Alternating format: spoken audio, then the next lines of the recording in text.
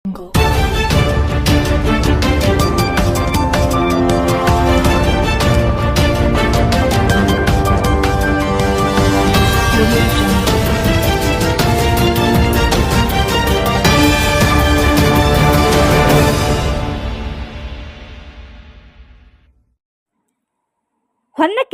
News ಚಾನೆಲ್ಗೆ ಸ್ವಾಗತ. ನಾನು ಬಸಮ್ಮ ಹಿರೂರ್. ವಿಜಯಪುರದಲ್ಲಿ ಎಬಿವಿಪಿ ರಾಜ್ಯ ಕಾರ್ಯದರ್ಶಿ ಸಚಿನ್ ಕುಳಗೇರಿ ಪತ್ರಿಕಾಗೋಷ್ಠಿಯಲ್ಲಿ ಅಖಿಲ ಭಾರತೀಯ ವಿದ್ಯಾರ್ಥಿ ಪರಿಷತ್ 45ನೇ ಪ್ರಾಂತ ಸಮ್ಮೇಳನದ ಕುರಿತು ಮಾತನಾಡಿದರು. ವಿಜಯಪುರದ ರಾಣಿ ಚೆನ್ನಮ್ಮ ಮಂಗಲ ಕಾರ್ಯಾಲಯದಲ್ಲಿ ಇದೇ ದಿನಾಂಕ 24ರಿಂದ 3 ದಿನಗಳ ಕಾಲ ಅಖಿಲ ಭಾರತೀಯ ವಿದ್ಯಾರ್ಥಿ ಪರಿಷತ್ನ 45ನೇ ಪ್ರಾಂತ್ಯ ಸಮ್ಮೇಳನ ನಡೆಯಲಿದೆ ಎಂದು ಎಬಿವಿಪಿ ರಾಜ್ಯ ಕಾರ್ಯದರ್ಶಿ ಸಚಿನ್ ಕುಳಗೇರಿ ತಿಳಿಸಿದರು. ಸುದ್ದಿಗೋಷ್ಠಿಯಲ್ಲಿ ಪ್ರಾಂತ ಸಮ್ಮೇಳನದ ಕುರಿತು ವಿವರಣೆ ನೀಡಿದ ಅವರು, ಈಗಾಗಲೇ ಸಮ್ಮೇಳನಕ್ಕೆ ಸಕಲ ಸಿದ್ಧತೆಗಳನ್ನು ಭರದಿಂದ ಕೈಗೊಳ್ಳಲಾಗುತ್ತಿದೆ. 6 ವಿಭಾಗಗಳ 16 ಜಿಲ್ಲೆಗಳಿಂದ ಸುಮಾರು 700 ವಿದ್ಯಾರ್ಥಿಗಳು, 300 ವಿದ್ಯಾರ್ಥಿನಿಯರು ಮತ್ತು 100ಕ್ಕೂ ಹೆಚ್ಚು ಅಧ್ಯಾಪಕರು ಮತ್ತು ಶಿಕ್ಷಣ ತಜ್ಞರು ಸೇರಿ ಒಟ್ಟು 1100ಕ್ಕೂ ಅಧಿಕ ಪ್ರತಿನಿಧಿಗಳು ಈ ಸಮ್ಮೇಳನದಲ್ಲಿ ಭಾಗವಹಿಸಲಿದ್ದಾರೆ ಹಾಗೂ ದಿನಾಂಕ 23ರಂದು ಎಲ್ಲ ಪ್ರತಿನಿಧಿಗಳು ಭಾಗವಹಿಸಲಿದ್ದಾರೆ. ರಾತ್ರಿ 9 ಗಂಟೆಗೆ ರಾಜ್ಯದ ವಿದ್ಯಾರ್ಥಿ ಪರಿಷತ್ನ ಚಟುವಟಿಕೆಗಳು ಹಾಗೂ ವಿಶೇಷ ಅಭಿಯಾನಗಳನ್ನು ಒಳಗೊಂಡ ಪ್ರದರ್ಶನವನ್ನು ನಗರದ ಶ್ರೀ ಸಿದ್ದೇಶ್ವರ ಜ್ಞಾನ ಯೋಗಾಶ್ರಮದ ಶ್ರೀ ಬಸವಲಿಂಗ ಸ್ವಾಮೀಜಿ ಉದ್ಘಾಟಿಸಲಿದ್ದಾರೆ ಎಂದು ಪತ್ರಿಕಾಗೋಷ್ಠಿಯಲ್ಲಿ ಮಾಧ್ಯಮದ ಮುಂದೆ ಹೇಳಿದರು. ಪತ್ರಿಕಾಗೋಷ್ಠಿಯಲ್ಲಿ doctor Amit Biradar, Sudhir Tankasali, Basavaraj Yadawad, doctor Sheela Biradar, professor Suma Bolareddy ಮೊದಲಾದವರು ಪತ್ರಿಕಾಗೋಷ್ಠಿಯಲ್ಲಿ ಉಪಸ್ಥಿತರಿದ್ದರು. ಲೈಕ್ ಮಾಡಿ, ಶೇರ್ ಮಾಡಿ, ಸಬ್ಸ್ಕ್ರೈಬ್ ಮಾಡಿ. ಹೀಗೆ ಮತ್ತಷ್ಟು ಸುದ್ದಿಗಳಿಗಾಗಿ ನೋಡ್ತಾ ಇರಿ ಹೊನ್ನಕೀರ್ಣ ನ್ಯೂಸ್. ವಿಜಯಪುರದ ಈ ಒಂದು ಪತ್ರಿಕಾಗೋಷ್ಠಿಯಲ್ಲಿ ಉಪಸ್ಥಿತರಿರ್ತಕ್ಕಂಥ ಎಲ್ಲ ಪತ್ರಿಕಾ ಮಾಧ್ಯಮದವರಿಗೆ ನಮಸ್ಕಾರಗಳು ಮತ್ತು ಈ ಪತ್ರಿಕಾಗೋಷ್ಠಿಗೆ ಸ್ವಾಗತವನ್ನು ಕೋರ್ತಾ, ಅಖಿಲ ಭಾರತೀಯ ವಿದ್ಯಾರ್ಥಿ ಪರಿಷತ್ನ ಕರ್ನಾಟಕ ಉತ್ತರ ಪ್ರಾಂತದ 45ನೇ ಪ್ರಾಂತ ಸಮ್ಮೇಳನ ವಿಜಯಪುರ ನಗರದಲ್ಲಿ ಇದೇ ತಿಂಗಳು 24, 25, 26ರಂದು 3 ದಿನಗಳ ಕಾಲ ನಗರದ ಕಿತ್ತೂರಾಣಿ ಚೆನ್ನಮ್ಮ ಭವನ ಏನಿದೆ, ಈ ಭವನದಲ್ಲಿ 3 ದಿನಗಳ ಕಾಲ ಸಮ್ಮೇಳನ ನಡೀತಾ ಇದೆ.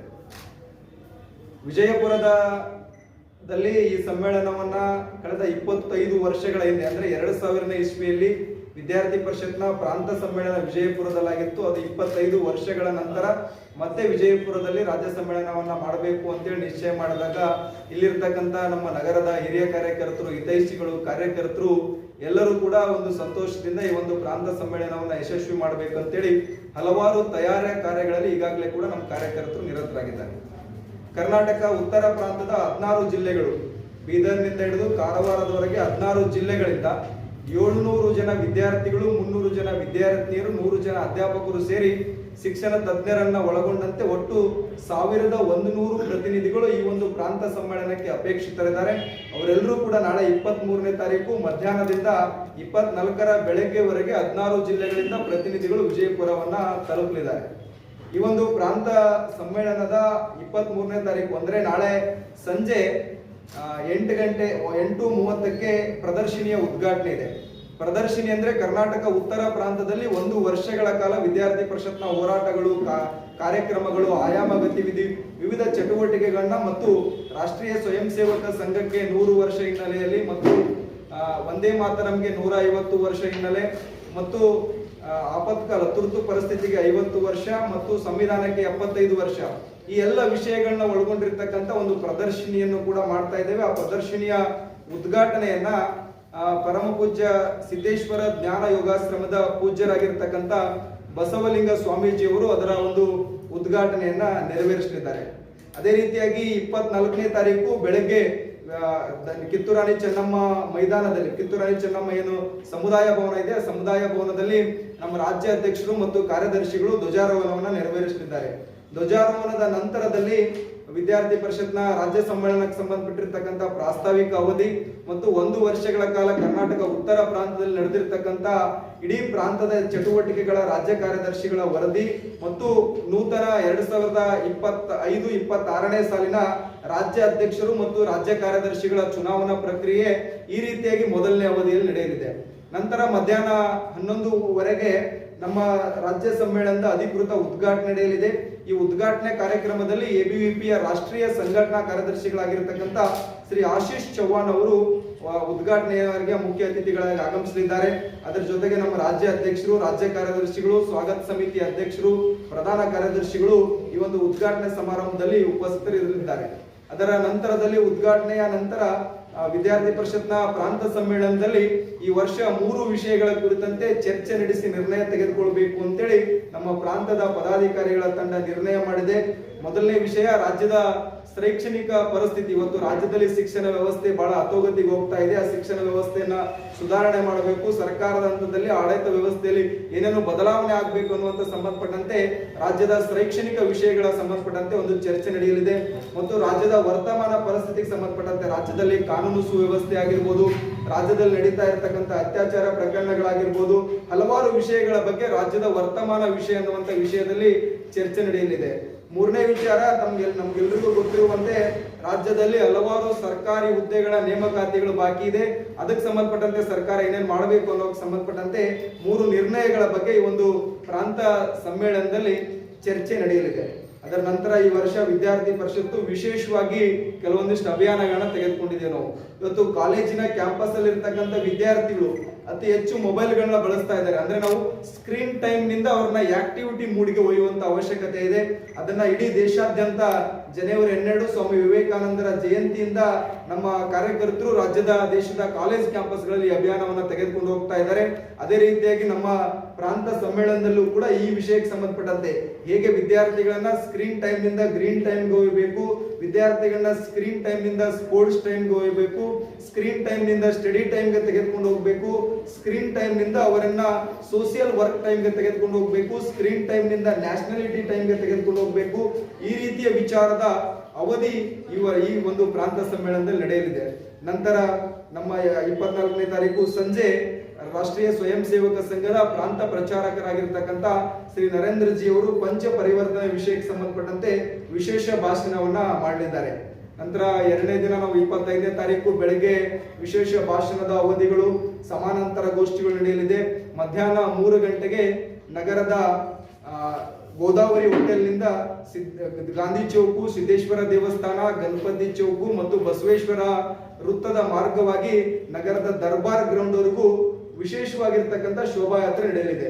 ಈ ಶೋಭಾಯಾತ್ರೆಯಲ್ಲಿ 16 ಜಿಲ್ಲೆಗಳಿಂದ ಆಗಮಿಸಿರ್ತಕ್ಕಂಥ ಪ್ರತಿನಿಧಿಗಳು ತಮ್ಮ ಸ್ಥಳೀಯ ಉಡುಗೊರೆಗಳನ್ನ, ಬಟ್ಟೆಗಳನ್ನ ತರಿಸಿಕೊಂಡು ಮತ್ತು ಸಾಂಸ್ಕೃತಿಕ ಕಲಾ ತಂಡಗಳೊಂದಿಗೆ 16 ಜಿಲ್ಲೆಯ ಪ್ರತಿನಿಧಿಗಳು ವಿಶೇಷವಾಗಿರ್ತಕ್ಕಂಥ ಶೋಭಾಯಾತ್ರೆಯಲ್ಲಿ ಭಾಗವಹಿಸಲಿದ್ದಾರೆ.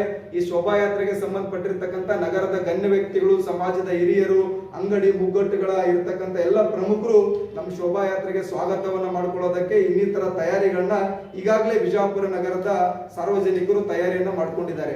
ಈ ಶೋಭಾಯಾತ್ರೆಯ ನಂತರದಲ್ಲಿ ನಗರದ ದರ್ಬಾರ್ ಮೈದಾನದಲ್ಲಿ ಸಾರ್ವಜನಿಕ ಕಾರ್ಯಕ್ರಮ ನಡೆಯಲಿದೆ. ಈ ಸಾರ್ವಜನಿಕ ಕಾರ್ಯಕ್ರಮವನ್ನು ಉದ್ದೇಶಿಸಿ ಎಬಿವಿಪಿಯ ರಾಷ್ಟ್ರೀಯ ಪ್ರಧಾನ ಕಾರ್ಯದರ್ಶಿಗಳಾಗಿರ್ತಕ್ಕಂಥ ಡಾಕ್ಟರ್ ವೀರೇಂದ್ರ ಸಿಂಗ್ ಸೋಲಂಕಿ ಅವರು ಮತ್ತು ನಮ್ಮ ಕರ್ನಾಟಕ ಪ್ರಾಂತದ ವಿದ್ಯಾರ್ಥಿ ನಾಯಕರು ಸಾರ್ವಜನಿಕ ಸಭೆಯನ್ನ ಉದ್ದೇಶಿಸಿ ಮಾತನಾಡಲಿದ್ದಾರೆ. ಅವತ್ತೇ ಸಂಜೆ ನಮ್ದು ಸಾಂಸ್ಕೃತಿಕ ಕಾರ್ಯಕ್ರಮ ನಡೆಯಲಿದೆ. 26ನೇ ತಾರೀಕು ಬೆಳಗ್ಗೆ ಗಣರಾಜ್ಯೋತ್ಸವದ ಹಿನ್ನೆಲೆಯಲ್ಲಿ ಕಿತ್ತೂರಾಣಿ ಚೆನ್ನಮ್ಮ ನಮ್ದು ಸಮ್ಮೇಳನದ ಸ್ಥಳ ಏನಿದೆ ಆ ಸಮ್ಮೇಳನದ ಸ್ಥಳದಲ್ಲಿ ಧ್ವಜಾರೋಹಣ ಕಾರ್ಯಕ್ರಮವನ್ನು ನಾವು ನೆರವೇರಿಸಲಿದ್ದೇವೆ. ಅದರ ನಂತರದಲ್ಲಿ ಕ್ಯಾಂಪಸ್ ಆಕ್ಟಿವಿಟೀಸ್ಗೆ ಸಂಬಂಧಪಟ್ಟಿರ್ತಕ್ಕಂಥ ವಿಶೇಷ ಭಾಷಣ ನಡೆಯಲಿದೆ. ಅದರ ನಂತರದಲ್ಲಿ ರೋಲ್ ಮಾಡೆಲ್ ಸೆಷನ್ ಅನ್ನ ನಾವು ಇಟ್ಕೊಂಡಿದ್ದೇವೆ. ಈ ರೋಲ್ ಮಾಡೆಲ್ ಸೆಷನ್ಗೆ ಮುಖ್ಯ ಅತಿಥಿಗಳಾಗಿ ನಮ್ಮ ಬಹಳ ಒಂದು ಈ ದೇಶದಲ್ಲಿ ನ್ಯಾಕ್ನ ಸಂಬಂಧಪಟ್ಟಿರ್ತಕ್ಕಂಥ ಮತ್ತು AICTಯ ಹಿಂದೆ ಮುಖ್ಯಸ್ಥರು ಆಗಿರ್ತಕ್ಕಂಥವರು ನಮ್ಮ ಈ ಒಂದು ಅವಧಿಯಲ್ಲಿ ಉಪಸ್ಥಿತರಿದ್ದಾರೆ. ಅದೇ ರೀತಿಯಾಗಿ ಎಬಿವಿಪಿಯ ರಾಷ್ಟ್ರೀಯ ಸಹ ಸಂಘಟನಾ ಕಾರ್ಯದರ್ಶಿಗಳಾಗಿರ್ತಕ್ಕಂಥ ಶ್ರೀ ಬಾಲಕೃಷ್ಣ ಜಿ ಅವರು ಕೂಡ ಅವತ್ತು ಉಪಸ್ಥಿತರಿದ್ದಾರೆ. ನ್ಯಾಕ್ ಚೇರ್ಮನ್ ರಾಗಿರ್ತಕ್ಕಂಥ ಅನಿಲ್ ಸಹಸ್ರ ಬುದ್ಧಿ ಅವರು ಅವತ್ತು ಬೆಳಗ್ಗೆ 11 ಗಂಟೆಗೆ ನಮ್ಮ 26ನೇ ತಾರೀಕಿನ ಒಂದು ಅವಧಿಯಲ್ಲಿ ಭಾಗವಹಿಸಲಿದ್ದಾರೆ. ಅದರ ನಂತರದಲ್ಲಿ ಅವತ್ತು ಮಧ್ಯಾಹ್ನದ ಊಟದ ನಂತರದಲ್ಲಿ ನಮ್ದು ಸಮಾರೋಪ ಕಾರ್ಯಕ್ರಮ ನಡೆಯಲಿದೆ. ಸಮಾರೋಪ ಕಾರ್ಯಕ್ರಮದಲ್ಲಿ 2025-26ನೇ ಸಾಲಿನ ನೂತನ ಪ್ರಾಂತ ಕಾರ್ಯಕಾರಿಣಿಯನ್ನು ನಾವು ಘೋಷಣೆ ಮಾಡಲಿದ್ದೇವೆ. ಒಟ್ಟಾರೆಯಾಗಿ 3 ದಿನಗಳ ಕಾಲ ನಡೀತಾ ಇರತಕ್ಕಂತ ಪ್ರಾಂತ ಸಮ್ಮೇಳನ ಇದೆ.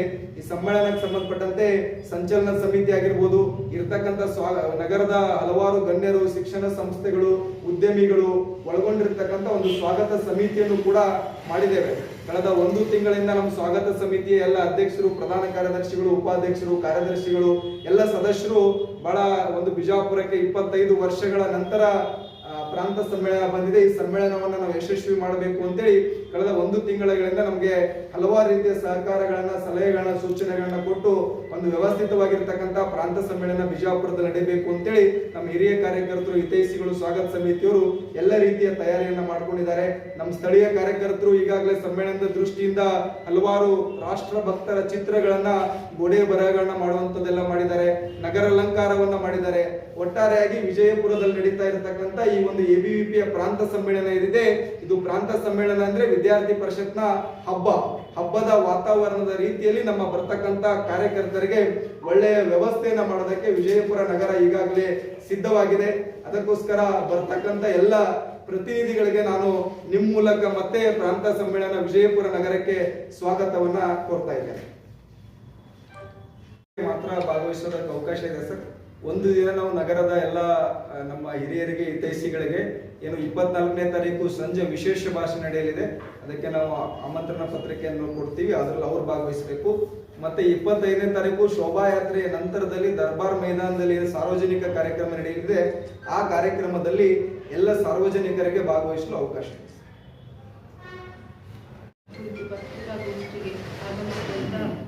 ಎಲ್ಲ ಎಬಿವಿಪಿಯ ಹಿರಿಯ ಕಾರ್ಯಕರ್ತರಿಗೆ ನಮಸ್ಕಾರಗಳು ಮತ್ತು ಮುಖ್ಯವಾಗಿ ಇಲ್ಲಿ ಆಗಮಿಸಿದಂಥ ಪತ್ರಿಕಾ ಮಾಧ್ಯಮದವರಿಗೆ ನಮಸ್ಕಾರಗಳನ್ನು ಹೇಳ್ತಾ, ಇದು ಬಿಜಾಪುರ ಸಿದ್ದೇಶ್ವರರು ನಡೆದಾಡ್ತಕ್ಕಂಥ ಜಿಲ್ಲೆಯಾಗಿದೆ. ಬಸವ ಶರಣಾದಿಗಳು ಆದಂಥ ಜಿಲ್ಲೆಯಾಗಿದೆ. ಇಂಥ ಒಂದು ನಾಡಿನಲ್ಲಿ ಈ ಒಂದು ಕಾರ್ಯಕ್ರಮ 25 ವರ್ಷಗಳ ನಂತರ ಏನು ಹಮ್ಮಿಕೊಂಡಿದ್ದಾರೆ, ಇದನ್ನು ಯಾವಾಗಲೂ ನಾವು ವಿಜೃಂಭಣೆಯಿಂದ ನಡೆಸಿಕೊಳ್ತಕ್ಕಂಥ ಒಂದು ಪ್ಲಾನನ್ನು, ಎಲ್ಲ ಯೋಜನೆಗಳನ್ನು ಮಾಡಿಯಾಗಿದೆ. ಈಗಾಗಲೇ ನಮ್ಮ ರಾಜ್ಯ ಕಾರ್ಯದರ್ಶಿಗಳಾದಂಥ ಸಚಿವರು ಸಾಕಷ್ಟು ಮಾಹಿತಿಯನ್ನು ಅದರ ಬಗ್ಗೆ ಕೊಟ್ಟಿದ್ದಾರೆ. ಈ ಒಂದು ಬಿಜಾಪುರ ಜಿಲ್ಲೆ ಯಾವಾಗಲೂ ಆತಿಥ್ಯವನ್ನು ನೀಡುವಲ್ಲಿ, ವಿಜೃಂಭಣೆಯನ್ನು ತಂದುಕೊಡುವಲ್ಲಿ ಬಹಳಷ್ಟು ಸಹಕಾರವನ್ನು ಕೊಡ್ತಾ ಇದ್ದಾರೆ. ಗಣ್ಯರಿರ್ಬೋದು, ಉದ್ಯಮಿಗಳಿರ್ಬೋದು, ಮತ್ತು ಶಿಕ್ಷಣ ಸಂಸ್ಥೆಗಳಿರ್ಬೋದು, ಎಲ್ಲ ಕಾರ್ಯಕರ್ತರಿರ್ಬೋದು, ಹಿರಿಯ ಕಾರ್ಯಕರ್ತರಂತೂ ಎಲ್ಲ ಬೈಠಕ್ಗೆ ಬಂದು ಸಾಕಷ್ಟು ಯೋಜನೆಗಳನ್ನು, ಸಜೆಷನ್ಸನ್ನು ಮತ್ತು ಸೂಚನೆಗಳನ್ನು ಕೊಟ್ಟಿದ್ದಾರೆ. ಆ ರೀತಿಯಲ್ಲಿ ನಾವು ಈಗ 24, 25, 26 ಯಾವಾಗಲೂ ನಾವು ಯೋಜನೆ ಪ್ರಕಾರ ಏನು ಹಮ್ಮಿಕೊಂಡಿದ್ದೇವೆ ಅದು ಸರಿಯಾಗಿ ನಡೀತದೆ. ಮತ್ತು ಶೋಭಾಯಾತ್ರೆಯ ಬಗ್ಗೆ ಸಾಕಷ್ಟು ವಿಷಯಗಳನ್ನು ನಾವು ಹೇಳಿದ್ದು, ಇದೆಲ್ಲವನ್ನು ತಮ್ಮಿಂದಲೂ ಸಹಿತ ನಾವು ಸಹಕಾರವನ್ನು ಬಯಸ್ತೇವೆ. ಇದು ಯಶಸ್ವಿ ಆಗಲಿಕ್ಕೆ ತಾವೆಲ್ಲ ಯಾವಾಗಲೂ ನಮ್ಮ ಜೊತೆಗೆ ಇರ್ತೀರಾ ಅಂತ ಹೇಳ್ತಾ, ತಮ್ಮ ಮಾಧ್ಯಮದ ಮೂಲಕ ಇದನ್ನು ಸಾರಿ ಹೇಳ್ತಕ್ಕಂಥ ಅಥವಾ ಸುದ್ದಿಯನ್ನು ಕೊಡ್ತಕ್ಕಂಥ ಒಂದು ಕೆಲಸ ತಮ್ಮಿಂದ ಆಗಲಿ ಅಂತ ತಮ್ಮೆಲ್ಲರನ್ನು ವಿನಂತಿಸಿಕೊಳ್ತೇನೆ.